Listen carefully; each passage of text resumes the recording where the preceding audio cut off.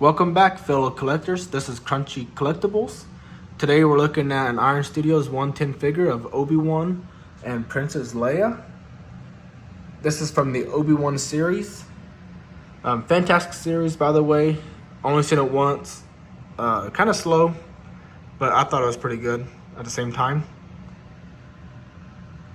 So looking at Obi-Wan first, his face sculpt is really good. I thought they did pretty good making it, look pretty darn close to the actual actor. Of course, this is 110, so it's not going to be perfect, but it is pretty good.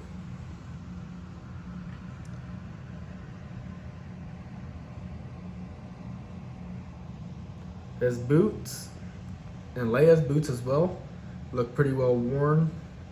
Now got some dirt stains on them, like they've been used quite a bit. Here we are looking at Leia. Now Leia, on the other hand, I don't know. Her face sculpt is just not there. Didn't click with me. From far away, it's not horrible, but up close, it's not that great. Especially with her ear and her hair. I thought she'd be a little better considering what you pay for them. She's holding, can't remember what that is, a toy or something.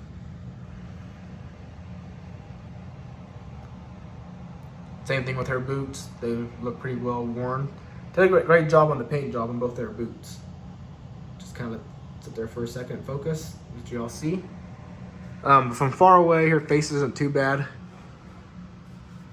but it's not great. For some reason, Iron Studios, and when they make, some portraits are excellent, while some just are absolutely off. But his is pretty good, hers is not. But moving on, let's take a look at the base here.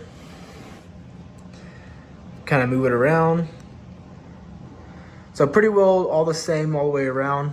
And looking at this part, you do got some stuff on top here. You do have this little plastic, like little rat looking thing. It's just pegs in. Oops. Probably one of the only plastic pieces on this figure. It is Polystone. At least the vast majority of it is. And it just pegs in and it kind of spins around. Just a circle peg. Which is alright, as long as you don't lose it. You got some crates here on top. While the sides tend to be the same. Let's move all the way around. So yeah, overall not a bad piece. Biggest complaint is Leia's face. I mean, yeah, I can see the resemblance, but oh man, I don't know. I think looking on camera is probably a little bit worse than in person. Well, about the same, I guess. She just looks a little lighter color. But I mean, she almost looks like she's like plastic, or I mean, she's Polystone, but then you got the back of them. You got Obi-Wan and his Polystone sculpted cape. And then you got Leia and her iconic hair.